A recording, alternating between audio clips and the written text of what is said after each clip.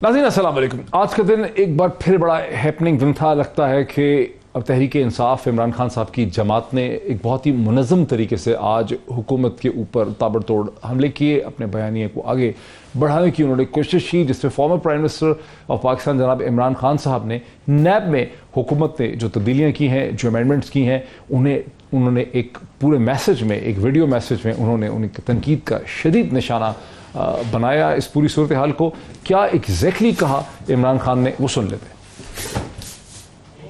इन्होंने नैब के अंदर अमेंडमेंट्स किए हैं। हमने फैसला किया इसी हफ्ते सुप्रीम कोर्ट में इसको चैलेंज करने का। मुल्क से कब मजाक उड़ाया गया है। कोई कानून नहीं बना सकता इस मुल्क में जो पर्सन स्पेसिफिक हो। फेक अकाउंट्स में जो पैसा आएगा वो नैब को साबित करना पड़ेगा कि ये पैसा जायज आया या ना जायज आया। एसेट्स बियॉन्ड मींस, ये जब से पाकिस्तान बना ये कानून है। जितने इनके लोग हैं जो फंसे हुए हैं, उनके एसेट्स बियॉन्ड मींस है, यानी आमदनी से ज्यादा असास हैं, अब वो सारे बच जाएंगे। इन्होंने उनके ऊपर अब बोझ डाल दिया कि आपने बताना है, नैब ने बताना है कि किधर से असास से आए। पैनामा पेपर में ये सामने आई कि जो 4 महंगे तरीन लंदन की अपार्टमेंट्स है मेफेयर में, असल मालिका थी वो मरियम नवाज है। अब ये जो आई थी, ये ब्रिटिश वर्जिन आइलैंड से उन्होंने पाकिस्तान की JIT को खत लिखा था कि ये है असल मालिका। अब वो जो उनका जो लेटर है वो एडमिसिबल नहीं होगा।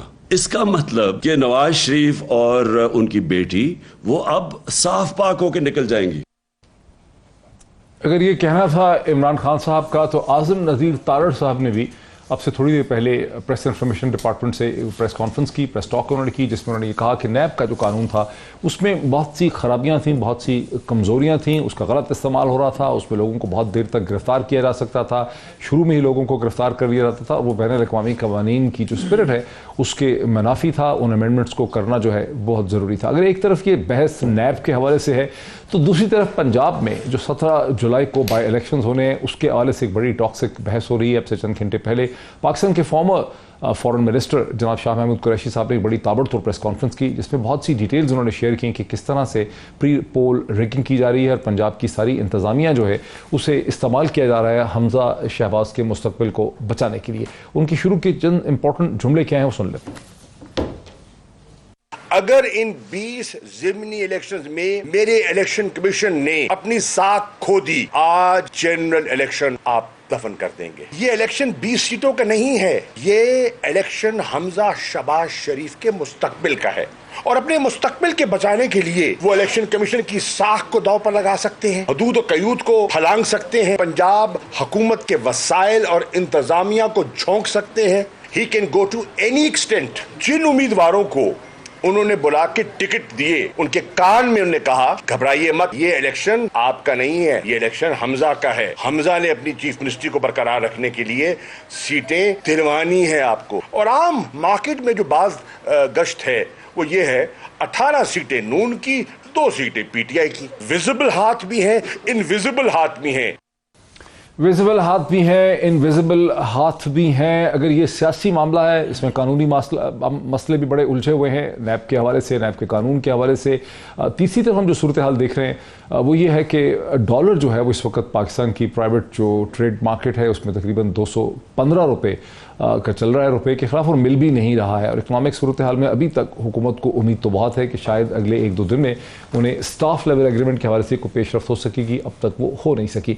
तो इन तमाम इशूज़ को हम डिस्कस करेंगे। स्टूडियोज़ में मुझे ज्वाइन किया है सदाकत अली अब्बासी साहब ने, पाकिस्तान तहरीक इंसाफ के लीडर हैं, मेंबर नेशनल असम्बली रह चुके हैं, इकनॉमिक्स पढ़ाते भी रहे और इकनॉमिक्स की तालीम और तरबियत के हवाले से एक बहुत ही भरपूर और कामयाब इंस्टीट्यूट भी उन्होंने कायम किया। अगर सदाकत अली अब्बासी साहब का ताल्लुक माइशियात से है, तो दूसरी तरफ हमें PMLN से ज्वाइन किया अली परवेज़ मलिक साहब ने, जो PMLN के रहनुमा हैं, मेंबर नेशनल असम्बली हैं लाहौर से, और इससे पहले all Pakistan textile mill association कारोबारी शख्सियत हैं, और एप्टमा all Pakistan textile mill association के चेयरमैन भी रह चुके हैं। Very warm welcome both of them. और तीसरे हमारे गेस्ट जो हैं पाकिस्तान के उभरते हुए कानूनदान हैं जनाब एडवोकेट अबू ज़र सलमान खान नियाजी, एक वीडियो लिंक के जरिए में ज्वाइन कर रहे हैं, लीगल कॉन्स्टिट्यूशन एक्सपर्ट हैं। और आज जहाँ हमने मईशत की बात करनी है, सियासत की बात करनी है, वहाँ हमने कानून की भी बहुत ज़्यादा बात करनी है। So very warm welcome to all my guest. Sadaqat Ali Abbasi साहब, सुप्रीम कोर्ट ऑफ पाकिस्तान में फॉर्मर प्राइम मिनिस्टर ने कह दिया कि जाएंगे एक पिटिशन लेकर जो नैब के कानून में तरमीम की हैं, लेकिन तरमीम तो फ्लोर ऑफ द असम्बली और पार्लियामेंट में हुई हैं, उन्हें मंजूर कर लिया गया है। क्या मतलब पोजीशन होगी आपकी सुप्रीम कोर्ट के सामने, कितना कामयाब होगी हिकमत अमली? डॉक्टर साहब बहुत शुक्रिया। हम अक्सर जो बात करते हैं और एक रजीम चेंज की साजिश की बात करते हैं, तो अगर आप ज़ाहिरी पॉलिटिकली देखें तो मुस्लिम लीग नून का पल्ले तो बदनामी आई है ना। आप देखेंगे उन्होंने कहा था मईशत ठीक करेंगे, मईशत तो ऐसा है जैसे नोज डाइव वो जा रही है, बिल्कुल फ्री फॉल पे जा रही है। आपने करेंसी देख लें, स्टॉक मार्केट्स देख लें, बाकी सारा लोड शेडिंग देख लें, तो पॉलिटिकली तो उनके पास कुछ नहीं आया। अगर देखा जाए तो हुकूमत लेके उन्होंने अगला इलेक्शन अपना ख़त्म कर दिया। तो क्या सोच रहे होंगे कि ये इतने सादे लोग हैं कि इन्होंने इलेक्शन अपना बर्बाद कर दिया, 3.5 साल बाद आने के जो चांसेस थे। इन्होंने सीधा सीधा NRO2 लेना था और उसके लिए अपने आप को पेश किया, और बाकी जो लोग भी हैंडलर्स थे उनके अपने मसाइल थे। तो उस सिलसिले में इन्होंने आके 1 2 3 सबसे पहले तो क्या हुआ कि 60% लोगों को कैबिनेट में डाला जो मुलजमान और जमानती। उसके बाद आके सबको ECL से निकाल दिया। पहला फायदा, यानी आप देखें कि हुकूमत आ रही है, मुल्क मुश्किलों में है, और वो आके उन तमाम मुजरमान या कैदियों या जमानतियों की उन्होंने वो ECL पे ख़त्म किया। उसके बाद आके FIA के, चूँकि जो आपका chief executive of the country है वो भी 16 अरब की मनी लॉन्ड्रिंग में मुलविस है, और जो आपका सबसे बड़े सूबे का जो चीफ एग्जीक्यूटिव है, वो दोनों बाप बेटों ने आके अब बैठ के काजी खुद बन गए, मुल्जिम काजी बन गए। उन्होंने जितने भी प्रोसिक्यूशन के लोग थे उन सबको इधर उधर करके, जितने उनके प्रोसिक्यूटर से बदल के अपना केस ख़त्म कर दिया। उसके बाद नैब था जो इंडिपेंडेंट था, ऑटोनोमस था, उसमें खामियां भी होंगी, हम भी समझते हैं कि और बहुत तेज़ जाना चाहिए था। वो आप उसके लिए आप कुछ भी ना करें, सिर्फ खुरम दस्तगीर की वो ऑडियो वीडियो सुन लें कि हमें चूंकि इन्होंने 60 जज रखने थे, उन्होंने केसेस सारे कंक्लूड करने थे, हम सबको सजाएं हो जानी थी और हमारा नायल हो जाते। इस वजह से ये जो रजीम चेंज है, आखिरी बात, ये नैब का कानून जब खत्म हो जाएगा तो अगर मुझे आप मौका देंगे तो एक एक आदमी को इसमें जिसने उस रजीम चेंज में हिस्सा दिया उनको फारिग कर दिया। आज करप्शन अल्हम्दुलिल्लाह लीगल हो गई है। नवाज शरीफ खाता है तो क्या हुआ, लगाता भी तो है। ये नारा जो है उसके मिसदाक आज पाकिस्तान में एहतसाब का निजाम दफन हो गया। इसको कानूनी लेंस से भी देखते हैं, लेकिन पहले अली परवेज मलिक साहब से इसका एक सियासी पहलू ले लेते हैं। अली परवेज मलिक साहब, क्या ये कहना गलत नहीं होगा कि जिस तरह से आपकी हुकूमत ने नैब के कानून में तरमीम की हैं, जिस तरह से हुकूमत आई, फोकस रहा FIA के केसेस, नैब के केसेस और इसके हवाले से तबादले, एग्जिट कंट्रोल लिस्ट, उससे आपकी सियासी साख जो है बड़ी मुतासर हुई है। और former prime minister of Pakistan Imran Khan साहब को और उनकी पार्टी को, जैसे कि आज उन्होंने कहा, ये कहने का मौका मिला है कि इनके आने का मकसद सिर्फ और सिर्फ अपने आप को केसेस से निकालना था, इनका और कोई हायर पर्पस था ही नहीं। बिस्मिल्लाहिर्रहमानिर्रहीम। बहुत शुक्रिया डॉक्टर साहब, आपने अपने प्रोग्राम में याद किया। देखें, गुजारिश ये है कि मेरे दोस्त सदाकत अब्बासी साहब ने दुनिया की हर चीज़ के ऊपर बहस की है, पर वो हमें नहीं बताया कि जो नैब के कवानीन के अंदर तरमीम हुई है उसमें से वो कौन सी तरमीम है जिसके ऊपर इनकी रिजर्वेशंस हैं। तो मैं उम्मीद रखूंगा अगले सेगमेंट में यकीनन वो उसके ऊपर भी थोड़ा बहुत कमेंट कर देंगे। और जहां तक इनका सुप्रीम कोर्ट में जाके इस कानून को, इस अमेंडमेंट को चैलेंज करने की बात है, वो बिल्कुल इनका हक है, जरूर जाएं। पर वहां पर आला अदलिया के जज साहिबान क्या इनसे पहले ये नहीं पूछेंगे कि जो ऐवान के अंदर जब ये अमेंडमेंट्स के ऊपर बहस हो रही थी तो आप उस अवान से तनख्वाहें भी लेते थे, आपने वहां पे लॉजेस के ऊपर भी काबिज थे और आपने हर सहूलत एज ए पार्लियामेंटेरियन अवेल की, पर आपने उस ऐवान के अंदर जाके अपनी जिम्मेदारी पूरे करने की तकलीफ नहीं की। तो सबसे पहले तो इनको ये चीज का एहसास होना चाहिए और उसके बाद यकीनन अगर कोई खामी रह गई और ये नेक नियति से आगे आएंगे तो हम उसको भी इनकॉर्पोरेट करने की कोशिश करेंगे। अब दूसरी बात जो मैं आपसे करना चाह रहा हूं डॉक्टर साहब,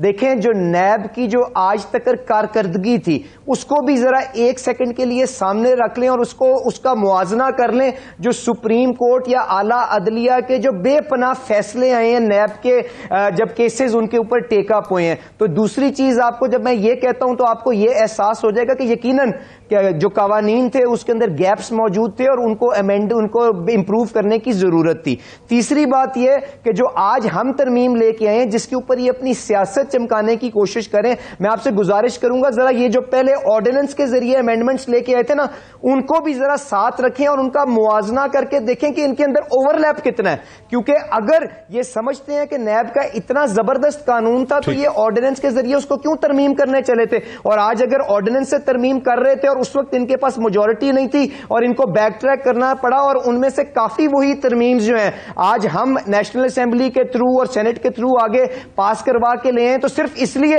कि आज इनकी हुकूमत नहीं है, इन्होंने उसके ऊपर एहतजाज करना है। तो कम से कम अपने रवैये और अपनी जो तरीका कार है और सियासत है वो तो जरा देख लेना एक सेकंड के लिए। अब जो बात इस तरह से बड़े इंटरेस्टिंग नुक्ते आपने उठा दिए हैं, बड़े इंटरेस्टिंग कानूनी, बड़े इंटरेस्टिंग कानूनी और आईनी नुक्ते आपने उठाए। गुजारिश कर रहा हूं कि ये हम सियासी बहस के अंदर इस सारी चीज को धुंधला मत करें, स्पेसिफिक्स पे बताएं इनकी क्या तहफ्फुज़ात हैं ताकि हम उनको एड्रेस करने की कोशिश करें, और जहां से ये तनख्वाहें लेते हैं उस ऐवान के अंदर आके अपना किरदार अदा करें। ठीक है, दो की इश्यूज उठाए, ठीक है, दो की इश्यूज उठाएं। सदाकत साहब आप अपने पॉइंट तैयार रखें, मैं जरा अबू जर सलमान खान नियाजी को इसमें लेके आ सकूं। राय साहब आप एडवोकेट हैं, आप कानूनदान हैं, उभरते हुए कानूनदान है इस मुल्क के।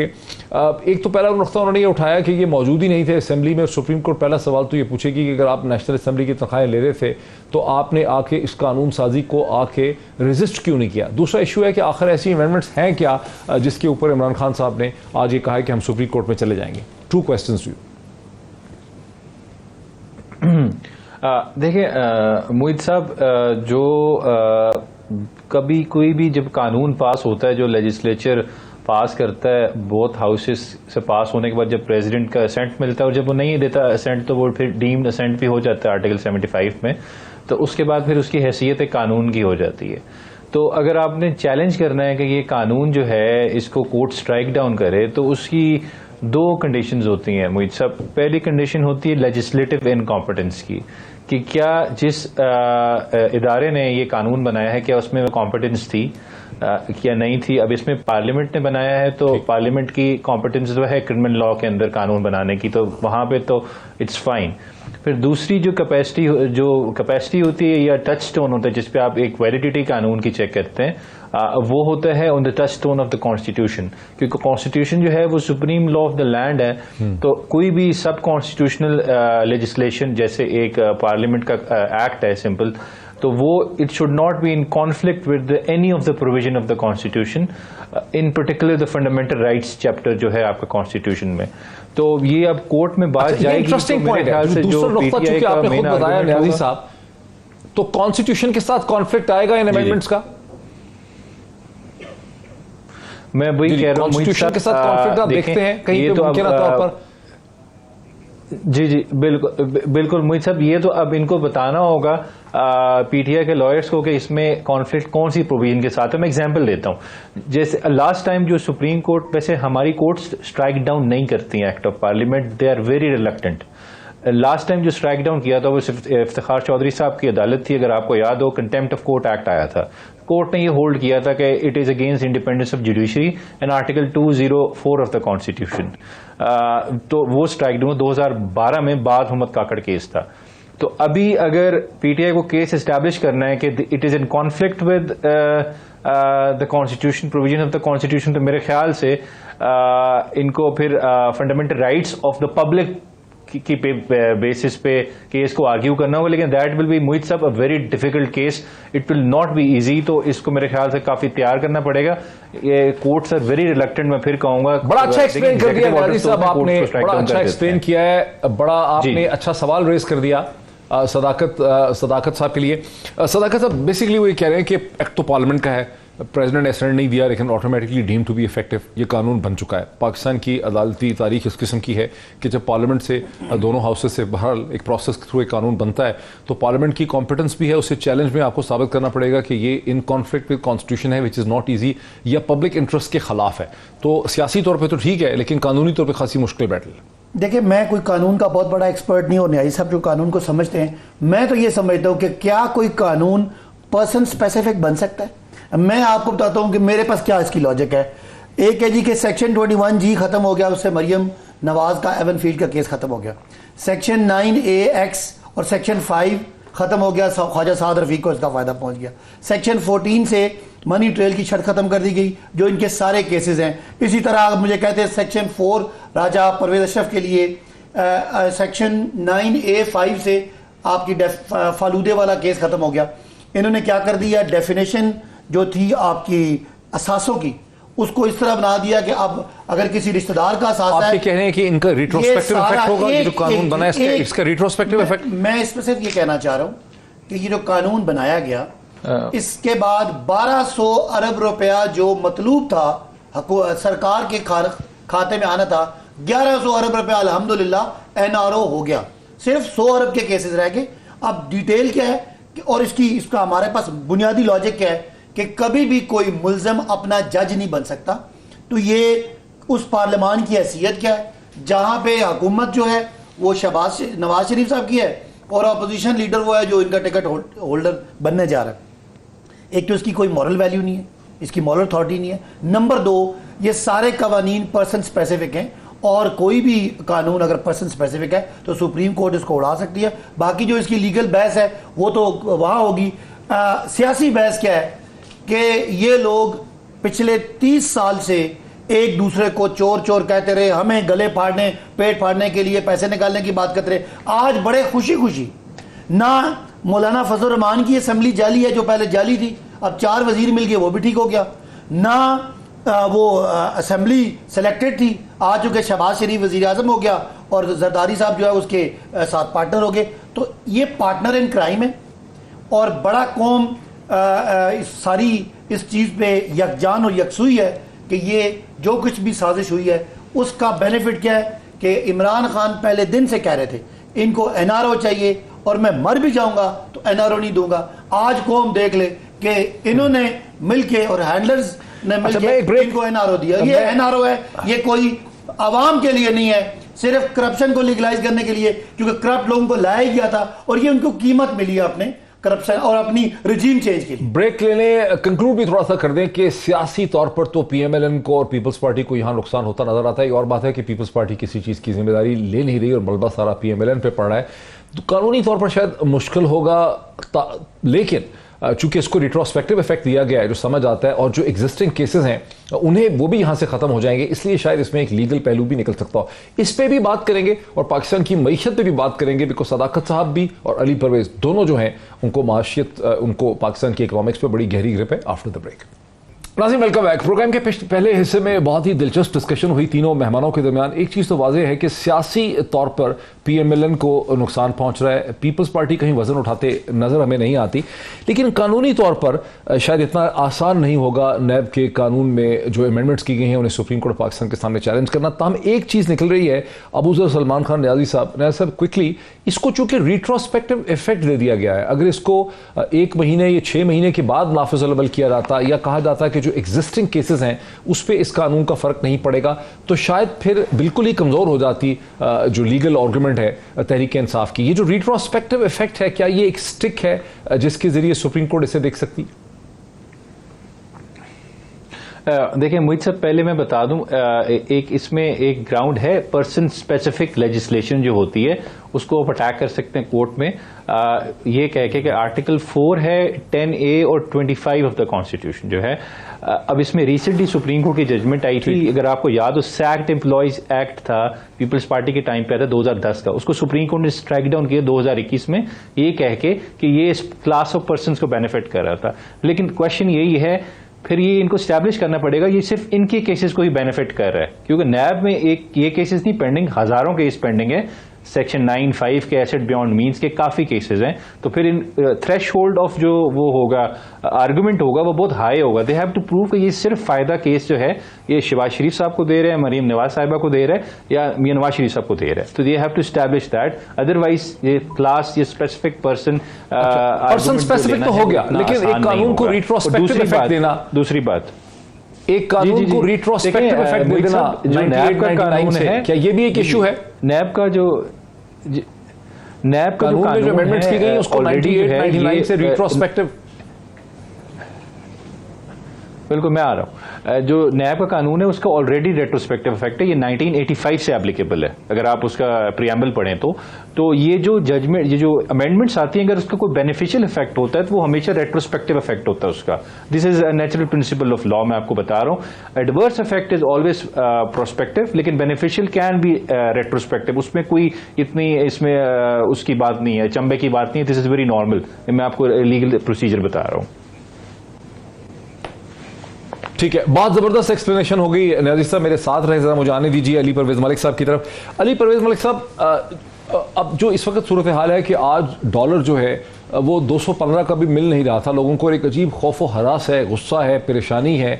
और जो स्टाफ लेवल एग्रीमेंट आपका IMF के साथ, जिसका रोज़ ही मुफ्ता साहब इजहार करते हैं कि इस दिन, अगले दिन, 2 दिन, 4 दिन में होने वाला है, वो अब तकरीबन मई की शुरू से ऐसा हो रहा है। वो क्यों नहीं हो पा रहा आपका स्टाफ लेवल एग्रीमेंट IMF के साथ? डॉक्टर साहब देखें, इसमें तो कोई शक नहीं है कि जो मुल्क है वो एक मुश्किल मरहले से गुजर रहा है। और इस वक्त जो मैं अब आपको जो आपके सवाल का जवाब देते हुए जो बात करूंगा ना, वो मेरे लिए थोड़ी सी आसानी इस तरह से हो गई है कि मैं आराम से पॉइंट आउट कर सकता हूं हमारे साथ वाले मुल्क श्रीलंका की जो सूरत हाल है कि जब मुल्क दिवालिया होते हैं, जब मुल्क डिफॉल्ट करते हैं तो किस किस्म की सूरत हाल वहां पे आ जाती है। तो मुझे ये एक्सप्लेन करने के बजाय सिर्फ इशारा करना है कि आप देखें श्रीलंका के अंदर आज क्या सूरत हाल है। वहां पे पेट्रोल पंप्स, फ्यूल स्टेशंस मौजूद हैं, मगर उनके ऊपर फ्यूल अवेलेबल नहीं है। वहां पे मेडिकल स्टोर्स आज अवेलेबल है, दवाई वहां पे अवेलेबल नहीं है। वहां पे अस्पताल आज अवेलेबल है, पर वहां पे इलाज नहीं हो सकता। ये होती है सूरत हाल जब आपका मुल्क डिफॉल्ट करता है। अब एक सेकंड के लिए कि ये जो हम जहां पे खड़े हुए हैं वो किस तरह से श्रीलंका से मुख्तलिफ है, तो मैंने आपके पास पहले भी बड़े शोज में गुजारिश की है कि ऑन मेरिट पहले इस चीज को असेस कर लें कि इमरान खान साहब को जब हुकूमत से निकाला गया था ना, तो इस मुल्क को वो बिल्कुल इतना करीब अगला श्रीलंका बनने के ऊपर छोड़ के गए थे। आपके पास स्टेट बैंक के जो रिजर्व्स थे, डॉलर रिजर्व्स की मैं बात कर रहा हूं, 11 बिलियन डॉलर के करीब तकरीबन थे, और उसमें से 10 बिलियन डॉलर जो थे वो मांगे टांगे के थे। और वो भी जो आपके दोस्त ममालिक के रिजर्व्स थे सारे के सारे लिंक्ड थे कि IMF के साथ प्रोग्राम ग्रीन लाइट होगा तो आप उनको रख सकते हैं। और प्रॉब्लम आपकी यहां पे खत्म नहीं होती। अप्रैल के अंदर बैठ के आपको 30 जून तक तकरीबन 10 बिलियन डॉलर की एडिशनल रिक्वायरमेंट थी, जिसको ये हुकूमत ने आते साथ ही टैकल करने के लिए और मीट करने की कोशिश की थी। और इस सूरत हाल में जो आपको सबसे पहले काम करना था वो ये था कि आपको IMF प्रोग्राम रिवाइव करना था, और वो ऐसी शराइत में करने की कोशिश करनी थी कि उसके अंदर आवाम के ऊपर कम से कम तकलीफ जाए। क्योंकि इमरान खान साहब ने जो बजट इस साल का IMF से अप्रूव करवाया हुआ था, और ये रिलीज्ड पब्लिक डॉक्यूमेंट है, आप निकाल के देख लें, उसके अंदर लिखा हुआ था कि PDL के ऊपर हम 650 अरब इकट्ठा करेंगे, जिसका मतलब यह है कि ना सिर्फ वो पूरा फ्यूल की कॉस्ट रिकवर करनी थी, पर उसके साथ साथ इन्होंने 30 रुपए लीटर तकरीबन उसके ऊपर टैक्स इकट्ठा करना था, और इसके अलावा 30-40 रुपए सेल्स टैक्स इकट्ठा करना था। तो जब उन्होंने ये नहीं किया और उनको पता चला कि मेरी हुकूमत फारिग होने जा रही है, तो उन्होंने वो जो बारूदी सुरंग लगाई, जिसको फ्यूल सब्सिडीज, आप अनफंडेड फ्यूल सब्सिडीज कहते हैं, जिसका क्वांटम तकरीबन साल का 1000 अरब से ज्यादा था। और आपको सिर्फ इसका थोड़ा सा कॉन्टेक्स्ट देने के लिए मैं आपको यह गुजारिश करूं, पूरी आपकी फेडरल गवर्नमेंट को चलाने का सालाना खर्चा 500 अरब के करीब है। तो उन्होंने जब यह हरकत की तो आपका फिस्कल डेफिसिट, या जो इन्होंने प्राइमरी डेफिसिट का टारगेट उनके साथ तय किया था, जो तकरीबन 25 बिलियन का था, वो उठ के 1000 अरब से ज्यादा प्राइमरी डेफिसिट चला गया। दो सवाल हमने आके IMF ऐसी सूरत हाल थी तो आपने हुकूमत में आना क्यों मंजूर किया? हुकूमत का आप लोगों ने तख्ता क्यों उल्टा, अगर ऐसी सूरत हाल आपको पता थी? दूसरा ये कि जब आप लोगों की हुकूमत गई थी, ये कहते हैं उस वक्त भी अगस्त 2018 के अंदर रिजर्व तो तकरीबन 9 या 8 बिलियन डॉलर से ज्यादा नहीं थे, और करंट अकाउंट डेफिसिट भी 20 बिलियन डॉलर था। तो फिर ये तो हर हुकूमत कहती है, सुनने वाले के जहन में ये आता है कि ये तो फिर आप भी यही छोड़ के गए थे। अच्छा, अब आपने 2 सवाल किए डॉक्टर साहब, मैं उनका जवाब दे दूं। एक तो ये कि ये जो इत्तेहाद बना है जिसने इमरान खान साहब को डिसप्लेस किया है, उसकी बुनियादी सोच क्या थी? देखें, उसमें बड़ा क्लियर था डॉक्टर साहब कि अगर जिस किस्म का बिगाड़ मईशत के अंदर इमरान खान साहब के नीचे आ रहा था, उसको रोकना बड़ा जरूरी था, वरना मुल्क आपका डिफॉल्ट होने को जा रहा था। इसके अलावा खारजा महाज के ऊपर भी जिस तरह से ये जो आपके ताल्लुकात अमेरिका के साथ क्या, चाइना के साथ क्या, सऊदी अरेबिया के साथ किया, बाकी ममालिक के साथ जिस किस्म का खिलवाड़ खारजा पॉलिसी के अंदर ये कर रहे थे, उसके बाद बिल्कुल पाकिस्तान आइसोलेट हो रहा था। तो आपको रियासत को बचाने के लिए ये इत्तेहाद बना, जिसकी एक बहुत बड़ी सियासी कीमत हर जमहूरी पार्टी जो इस वक्त इस इत्तेहाद के अंदर है वो अपना पॉलिटिकल कैपिटल के अंदर शक्ल के अंदर दे रही है। क्योंकि अगर उन्होंने सिर्फ और सिर्फ तालियां बजवानी होती तो यकीनन वो भी वही रास्ता लेते जो इमरान खान ने लिया था कि मुफ्त चीजें बांटनी शुरू कर दो, खसारे आसमान को छूने लग पड़े और अपना वक्त गुजारने की कोशिश करो। तो आज जो ये हुकूमत बनी थी वो सिर्फ और सिर्फ रियासत के मफादात का दिफा करने के लिए बनी थी, और वो आपको नजर आ रहा है कि वो किस तरह से मुश्किल फैसले ले रही है, अपना पॉलिटिकल कैपिटल इस्तेमाल कर रही है ताकि हम इस स्टेट को बुनियादी तौर पर पीएमएलएन का मौक़िफ़ यह है, अली मेरे साथ रहिए, बुनियादी तौर पर पीएमएलएन का मौक़िफ़ यह है कि जो इत्तेहाद बना 10 जमातों का, ये पाकिस्तान की मईशत को, इकोनॉमिक्स को बचाने के लिए बना, वरना इमरान खान की हुकूमत पाकिस्तान को डिफॉल्ट के धाने पे ले जा चुकी थी, ले जा रही थी, और उस डिफॉल्ट से बचाने के लिए ये 10 जमाती जो इत्तेहाद है ये आया है, और इसको एक बड़ी स्ट्रगल जो है वो करनी पड़ रही। जनाब सदाकत साहब। अच्छा जी, बड़ा मज़े का खेज बातें, जो बातें ये सुन रहा होगा इनकी, एक आम आदमी क्यों है ये? एक आम आदमी सुन रहा होगा, क्यों कह रहे हैं 10 मैं जवाब देता हूं, $11 बिलियन की रिजर्व, मैं एक आम आदमी सुन रहा होगा वो इससे क्या उसने आगाज किया, बड़ी मोटी मोटी उन्होंने बातें की। आपका इकोनॉमिक सर्वे, इक़्तिसादी जो सर्वे इन्होंने जारी किया, उसके मुताबिक इमरान खान की हुकूमत ने कोरोना के बावजूद 6% ग्रोथ जो पिछले 15-20 सालों का रिकॉर्ड है वो की, 6,200 अरब रुपए का टैक्स रेवेन्यू इकट्ठा किया, जो कभी तारीख में इससे करीब नहीं हुआ। पाकिस्तान की तारीखी रिकॉर्ड एक्सपोर्ट जो पाकिस्तान को अमीर करने के लिए जरूरी है, 32 अरब डॉलर, 31 अरब डॉलर कभी भी नहीं हुई। पाकिस्तान के 31-32 अरब डॉलर के रेमिटेंसेस आए। पाकिस्तान का एग्रीकल्चर जो है वो बम्पर क्रॉप्स दे रहा है। पाकिस्तान की एग्रीकल्चर की 4.5% की ग्रोथ है हर तरफ, यानी आप देख लें लार्ज स्केल मैन्युफैक्चरिंग ग्रो कर रहा है, टेक्सटाइल ग्रो कर रहा है, आपका ये जो तामीराती सेक्टर है ये ग्रो कर रहा है, आपके हर लिहाज से आपको मूडीज पॉजिटिव रेटिंग दे रहा है। और जब फिर ये मार्च में ये क्या लेने आए थे, यही एनआरओ लेने आए थे। आप दोबारा से लोगों से कहता हूं जरा उसकी खुर्रम दस्तगीर की सुन लें बात कि हमें केसेस माफ कराने। उसके बाद क्या हुआ, 178 रुपए डॉलर था, 3 महीनों में आज 215 का भी नहीं मिल रहा। बिजली पूरी थी, पूरा कौम जो है वो सड़ रही है इस वक्त लोड शेडिंग में। इनके पास हल क्या है? अभी 3 महीने नहीं हुए। बिजली का हल क्या है? अल्लाह करे बारिश हो। अच्छा, आटा महंगा है, शहबाज शरीफ ने कपड़े बेचने हैं। आप और मुझे कहते हैं एक माशी प्लान क्या है कि चाय के 4 कप लो पियो, एक चाय तो मैं रोटी आधी खाओ। ये है प्लान नवाज शरीफ, शहबाज शरीफ स्पीड का, जो आपने बहुत बड़ा एक हवा बना के रखा। क्वेश्चन क्या है अली के पास, अगर हम जाएं तो क्वेश्चन क्या? क्वेश्चन ये है, अगर तो ये जो मुआशी फिगर्स आपने खुद दिए वो गलत है। अगर आपको ये इमरान खान ने 200 अरब रुपए की सब्सिडी अपना पेट काट के बिजली और गैस में दी और 10 रुपए पेट्रोल सस्ता किया, 4 रुपए बिजली सस्ती की।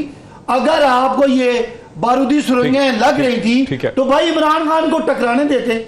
आपको बारूदी सुरंगों की परवाह नहीं थी मेरे भाई, आपको उस एनआरओ की परवाह थी। मरियम साहबा का केस, शहबाज शरीफ का केस, नवाज शरीफ के केसेस, शाहिद खान के केसेस, परवेज अशरफ के केसेस, जरदारी साहब के केसेस, ये आपने माफ कराने थे और आपने माफ करा लिए। आज आपकी वजह से ये मुल्क खुदा न खास्ता श्रीलंका की तरफ ये जाता नजर आ रहा है। अल्लाह ना करे, सारी अल्लाह ना करे, अल्लाह ना करे। मैं कहता हूं कि आपने इस मुल्क का बेड़ा गर्क कर दिया।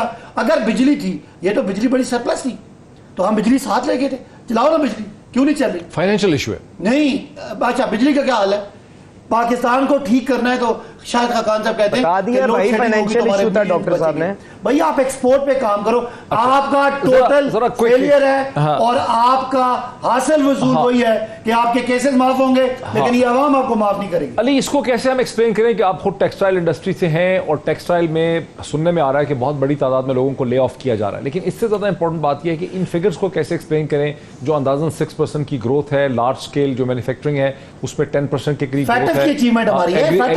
एग्रीकल्चर की फैटअप को भी डाल दें, लेकिन एग्रीकल्चर जो है उसकी 4.4% की ग्रोथ जो है इकोनॉमिक सर्विस से नजर आ रही है। इन सब चीजों को कैसे एक्सप्लेन करें अगर आपकी दूसरे आर्गुमेंट को मान लें कि ये डिफॉल्ट की तरफ लेकर जा रहे थे? मैं बिल्कुल पॉइंट बाय पॉइंट आपको इनका जवाब देने लगा हूं। देखें, ग्रोथ बिल्कुल 6% हुई है, पर आपको मैं 2 टेक्निकल पॉइंट्स कहूंगा और 2 सियासी बात करूंगा ताकि आपको क्लियर हो जाए ग्रोथ के पीछे स्टोरी क्या है। 1 साल पहले जब आप जानते हैं कि कोविड की वबा आई तो आपकी मईशत सुकड़ी थी, तो जब ऑन अ स्मॉलर बेस आपकी कैपेसिटी का रिवाइवल हुआ, जब कोरोना की वबा के ऊपर कुछ हद तक काबू पा लिया गया, तो आपको एक ग्रोथ स्पर्ट बिल्कुल नजर आता है, पर it is not supported by an increased investment rate, जिसका मतलब यह है कि सिर्फ रिवाइवल ऑफ कैपेसिटी हुई है क्योंकि आपका नंबर छोटा हो गया था। उसके बाद इन्होंने रीबेस किया पूरी की पूरी मईशत को नंबर इन्फ्लेट करने के लिए। अब आ जाएं कि जो सियासी बात मैं आपसे करना चाह रहा था, डॉक्टर साहब, ग्रोथ का इनसे पूछें कि इन इट सेल्फ मतलब क्या होता है। It means nothing. ग्रोथ को जिस मेयार के ऊपर आपको भांपना होता है वो ये है कि क्या वो जो ग्रोथ जो है सस्टेनेबल है, जिसको आप देरपा कहते हैं कि नहीं है, ये एक मेयार है। और दूसरा ये कि क्या वो ग्रोथ जो थी वो इंक्लूसिव थी, जिसको आप जामे कहते हैं, या इन्होंने चंद अपने एटीएमओ को नवाजा और उनकी क्योंकि खुशहाली बेहतर हो गई तो ये कहते हैं कि जी मईशत के अंदर बहुत बड़ी ग्रोथ आ गई। तो आप इन सारे मेयार के ऊपर जब इस ग्रोथ को भांपेंगे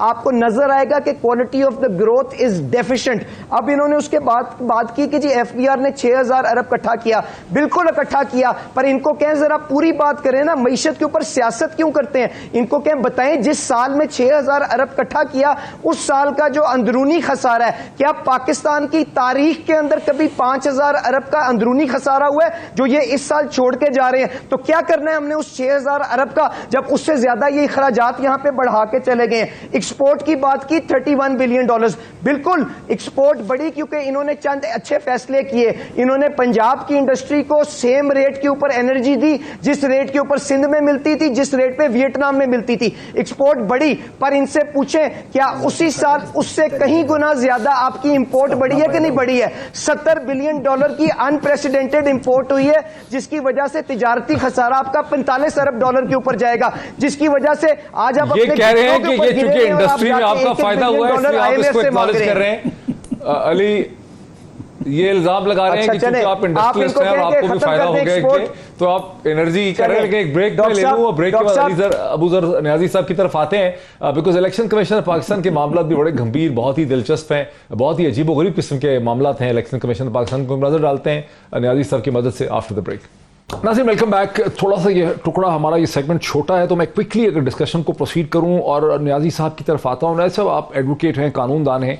इलेक्शन कमीशन ऑफ पाकिस्तान बहुत से ऐसे फैसले कर रहा है जिनकी तुक और लॉजिक जो है वो कॉमन सेंस में ये किसी भी चीज़ में समझ नहीं आती। फॉर इंस्टेंस जब हमजा शहबाज की जब डी नोटिफाई जब डिस्क्वालीफाई हुए 20 मई को 25 लोग, तो 5 लोगों को जो नॉमिनेट किया तहरीक इंसाफ ने रिजर्व सीट्स पे, उन्हें इलेक्शन कमीशन ऑफ पाकिस्तान ने नोटिफाई करने से इनकार कर दिया ऑन दी एक्सक्यूज कि चूंकि असेंबली की स्ट्रेंथ जो है वो थोड़ी रह जाएगी। ये किस किस्म के फैसला है? देखिए मोहित साहब, आई एग्री विद यू। जहां तक इलेक्शन कमीशन का ये आर्गुमेंट है कि we wait for the elections, फिर हम करेंगे इनको नॉमिनेट करेंगे या इनको हम नोटिफिकेशन करेंगे। I think that is not legally tenable. अगर आप आर्टिकल 224 सब क्लॉज 6 पढ़ें कॉन्स्टिट्यूशन का, उसमें 3 कंडीशंस दी हुई हैं।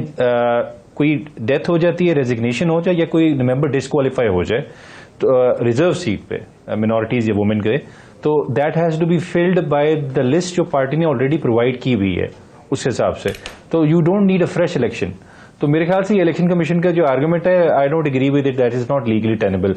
दे were bound by the constitution provision के टू इशू अ नोटिफिकेशन। अच्छा, but the problem is this कि इलेक्शन कमीशन के इस फैसले या जजमेंट को जब चैलेंज किया गया लाहौर हाई कोर्ट में, उसने उसके ऊपर कोई समाअत ही नहीं किया अब तक। जी मोहित साहब, आई एम नॉट अवेयर के क्योंकि I am not PTI's lawyer हो रहा है, लेकिन I think Lahore high court needs to be vigilant, क्योंकि बहुत सारे लोगों की इस पे उम्मीद लगी होती है, कुछ लोग देख रहे होते हैं। तो इस वजह से मेरे ख्याल से बहुत जरूरी है कि इस तरह के क्रिटिकल क्रूशियल केसेस जो होते हैं, जिनकी कॉन्स्टिट्यूशनल इंपॉर्टेंस होती है, पॉलिटिकल इंपॉर्टेंस होती है, तो उनको मेरे ख्याल से जल्दी सुनना चाहिए, उन पर शॉर्ट डेट। अली साहब की तरफ आने दीजिए। अली साहब, यहां पर एक इसकी सिग्निफिकेंस ये है कि ऐसा लगता है कि सिस्टम सारा का सारा जो है वो सपोर्ट कर रहा है, बिकॉज अगर 5 लोगों को नॉमिनेट कर देता इलेक्शन कमीशन तो असेंबली के अंदर पीटीआई पीएमएलक्यू की स्ट्रेंथ भी 173 हो जाती और हमजा शहबाज की भी 173, वैसे माइनॉरिटी गवर्नमेंट है और ठीक ठाक किस्म का वहाँ चैलेंज उनके लिए खड़ा हो जाता कि चीफ मिनिस्टर जो है कौन होगा। तो ये जो सारा इंप्रेशन है, इससे सियासी तौर पर तो ऐसा लगता है कि सिस्टम आपके कंट्रोल में है सारे के सारा और आप उसको चला रहे हैं एक डायरेक्शन की तरफ। देखें डॉक्टर साहब, मैं आपके सवाल पे आने से पहले सिर्फ ये गुजारिश करूंगा कि ज़ाती तौर पे मेरे तहफ़्फ़ुज़ात हैं जो रेफरेंस इन्होंने 63A का भेजा था सुप्रीम कोर्ट के अंदर और उसकी जो रीडिंग आई है जिसके अंदर उन्होंने डी सीट तो कर दी है, साथ साथ जो आपके डिफेक्टर्स होते हैं उनके वोट को भी काउंटिंग से एक्सक्लूड कर दिए। मेरी ज़ाती तौर पर उस पर तहफ़्फ़ुज़ात हैं और मैं पार्टी में उसको रिव्यू के लिए मैंने रिक्वेस्ट भी की है कि हमें देखना चाहिए, क्योंकि अगर एक बंदा मेंबर है तो आपको उसका वोट किस तरह से एक्सक्लूड कर सकते हैं। तो ये बात कहते हुए आपकी चीज पे मैं आते हुए डॉक्टर साहब सिर्फ ये गुजारिश करूंगा कि इलेक्शन कमीशन एक खुद मुख्तार इदारा है, जो अदलिया है उसकी इंडिपेंडेंस के लिए हम सब ने बहुत जिद्दोजहद की है, चाहे इमरान खान साहब ने घर में बैठ के की हो और मियां नवाज शरीफ साहब ने उस कैंपेन को सड़कों पर लीड किया हो। तो मैं गुजारिश ये करूंगा अगर इनके कोई तहफ़्फ़ुज़ात हैं अदलिया के कॉन्डक्ट के ऊपर तो इस तरह से मफरूजों के पीछे मत छुपे। उसके लिए आइन के अंदर एक इनके पास एक रिकोर्स अवेलेबल है। जी, मैं अदलिया बहाली मूवमेंट की तहरीक की बात कर रहा हूं डॉक्टर, जिसको मियां नवाज शरीफ साहब ने सारे खतरात के बावजूद उन्होंने खुद लीड किया था, जिससे हमने अदलिया को आजादी दिलवाई थी। मैं उस चीज को बात कर रहा हूं। 2009 में जो लाहौर से वो निकले थे उसकी तरफ इशारा कर रहे हैं। ठीक, जी बिल्कुल। तो मैं आप 2009 की तरफ इशारा कर रहे हैं क्योंकि 2007 में तो वो बरतानिया में थे जुडिशरी के कॉन्डक्ट के ऊपर। जी जी जी जी, मैं आपसे ये कह रहा हूं। तो इनके पास आपके आइन के तहत रिकोर्स मौजूद है। ये अर्ली हियरिंग की अपील करना चाहते हैं, जो भी करना चाहते हैं करें, पर जहां तक मुझे पता है इलेक्शन कमीशन भी खुद मुख्तार इदारा है और जो अदली है वो भी एक इंडिपेंडेंट इदारा है। तो मैं तो उसके ऊपर कुछ कहने से मेरे ख्याल से परहेज करके अपनी बात एक मिनट रह गया। सदाकत साहब, बहुत से लोग समझते हैं कि इंतज़ामिया एक मुकम्मल कंट्रोल में चल रही है, कोई फरिश्ते, कोई बदरू हैं, कोई परियां, कोई जिन उसको कंट्रोल कर रहे हैं पंजाब की इंतज़ामिया को। आप लोग सिर्फ स्टेटमेंट्स देते हैं, आपके पास कोई सियासी लाहे अमल नहीं है। देखिए, पाकिस्तान को जो तरफ ले जाया जा रहा है हम बहुत पीछे जा रहे हैं। मैं भी आपको ब्रेक में बात कर रहा था कि आज उसी तरह की इंतज़ामी कंट्रोल में इलेक्शन हो रहा है। आज EVM को ख़त्म किया जा रहा है। आज सियासी, मेरे जैसे सियासी जो बेचारे प्रोफेसर हैं, हम पे FIR की जा रही हैं दहशतगर्दी की। मैं आज कल जमानत करवा के आया हूँ। आज पाकिस्तान में जो आपका प्रोटेस्ट करने के आगे टीयर गैस और जहरीली गैसें मारी जाती हैं। आज इंतज़ामिया इलेक्शन को रिग करती है। आज बच्चों पे, बुजुर्गों पे, बाहर निकलने पे लाठियां मारी जाती हैं। तो ये पाकिस्तान को कहाँ ले जाया जा रहा है? मैं सारे जो लोग जिम्मेदार हैं उनसे सवाल करता हूँ कि हमें एक मुआशरे के तौर पे आगे जा रहे हैं या पीछे जा रहे हैं? पूरा मुल्क नेक लोगों का है, ईमानदार लोगों का है। आपने सारे चोर और करप्ट पकड़ के ऊपर बैठा दिए और वो चोर और करप्ट पाकिस्तान में चोरी को लीगलाइज करने के लिए कानून बना रहे हैं। ये भी ड्यूटी लगाएं कि पिछले 4 साल के अंदर इन्होंने पाकिस्तान जी खत्म किया जा रहा है। कितने दहशत। अबू जर सलमान खान न्याजी का बहुत शुक्रिया। ये बहस आपने देखी, फैसला आपका है। फिर आपसे मुलाकात होती है। बहुत शुक्रिया।